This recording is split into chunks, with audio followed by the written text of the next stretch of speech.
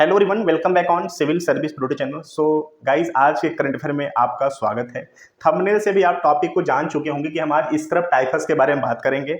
Actually ये topic important इसलिए हो जाता है क्योंकि अभी इससे हाल ही में कुछ मौतें हुई हैं, कुछ लोगों के संक्रमण होने के भी रिपोर्ट आए हैं। सो एग्जाम के अगर व्यू से बात करें तो अगर आप प्रीवियस ईयर का पेपर फॉलो कर रहे हैं या किसी टेस्ट पेपर को फॉलो कर रहे हैं तो आप देखेंगे कि ऐसे जो क्वेश्चंस हैं अब एग्जाम में अपनी भूमिका जरूर निभा रहे हैं। तो आई होप सो कि एग्जाम के व्यू से अगर बात करें तो इंपॉर्टेंट हो जाता है। अगर आप एज ए अवेयरनेस की बात करते हैं तो आई होप सो कि आप इसको जान चुके होंगे, लेकिन एग्जाम के लिए भी इंपॉर्टेंट है। चलिए बात करते हैं स्क्रब टाइफस। ये नाम याद रखना, स्क्रब जो टाइफस है ना, एक वेक्टर जनित रोग है। ठीक है, ये वेक्टर जनित रोग है। तो वनडे एग्जाम में तो क्वेश्चन यहीं से बन जाएगा कि आखिर यह किस किस्म का रोग है। तो एक वेक्टर जनित रोग है। बात करेंगे इसके बारे में कि ये वेक्टर जनित रोग होता क्या है। ठीक है, स्टेप बाय स्टेप चलते हैं। ठीक है, सो उड़ीसा में यह मामला आया है। उड़ीसा के बरगढ़ जिले में मामला आया है। आधिकारिक रूप से कंफर्म हुआ है कि 5 लोगों की डेथ हो चुकी है और 4 लोग इससे संक्रमण में पाए गए हैं, जो कि अभी सुधार की अवस्था में चल रहे हैं। ठीक है, जो स्क्रब टाइफस है एक वेक्टर जनित बीमारी है जो कि संक्रमित चीगर्स जो कि लार्वा माइट्स है को काटने से फैलती है। क्लियर। तो ये जो है ना लार्वा माइट्स, ये भी याद रखना। ठीक है, लार्वा माइट्स। ठीक है, लार्वा माइट्स। क्लियर। एक कह सकते हैं कि ये जो छोटा सा जीव है, ठीक है, जो मच्छर नुमा जीव है, इसका जो बेबी, ठीक है, इसका जो बेबी होती है ना, यानी जो इनका शुरुआती जो लाइफ होता है, ठीक है, उसको लार्वा माइट्स के तौर पे यहाँ पे देखा जा रहा है। सो इसके काटने से, इसके संपर्क में आने से यह डिजीज हो रहा है। ठीक है, वेक्टर जनित क्या होता है। क्लियर। तो इसको हम अंग्रेजी में अगर बात करें तो इसको वेक्टर बोर्न भी कहते हैं। क्लियर, इसको वेक्टर बोर्न भी कहते हैं। क्लियर।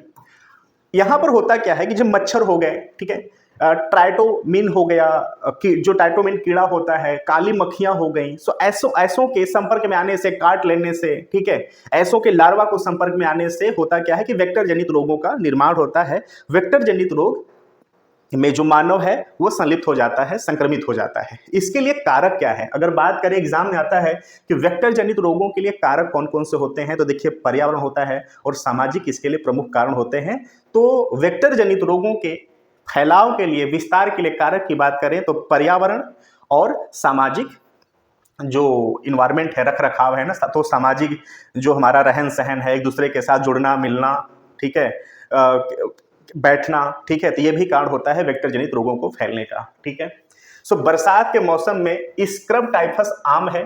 यह घून आम तौर पर नदी के किनारे, घास वाले क्षेत्र, जंगल जैसे कुछ क्षेत्रों में रहना पसंद करते हैं। तो याद रखना कि ये घून का, ठीक है, घून का एक अवस्थिति है। इसका सामान्य लक्षण की बात करें कि जब हम स्क्रब टाइफस के संक्रमण में संलिप्त हो जाते हैं तो क्या लक्षण होते हैं। तो स्क्रब टाइफस के सामान्य लक्षणों में बात करें तो बुखार, सिर दर्द, ठीक है, शरीर में दर्द, त्वचा और काले सूजन के जैसे निशान हो जाते हैं। ठीक है, इसकी अगर उपचार की बात करें, देखिए ये जो लक्षण है ना, ऐसा नहीं कि स्क्रब टाइफस के लक्षण है, ये लक्षण मैक्सिमम जो हम आज के रोजमर्रा के टाइम में जो हम संक्रमण में, किसी भी संक्रमण में आते हैं, तो ये वाले जो पहचान है मैक्सिमम ऐसे सारे के सारे परेशानियों में हम ये मैटर फेस करते हैं। ठीक है, तो उसके लिए क्या करना चाहिए, तो इसके लिए होता है एलिसा परीक्षण। ठीक है, तो एलिसा परीक्षण की यहाँ पे बात कही गई है कि आप तुरंत अपने चिकित्सक से मिलिए, जो भी आपके नजदीकी हो, वहां पर अपना एलिसा परीक्षण कराइए,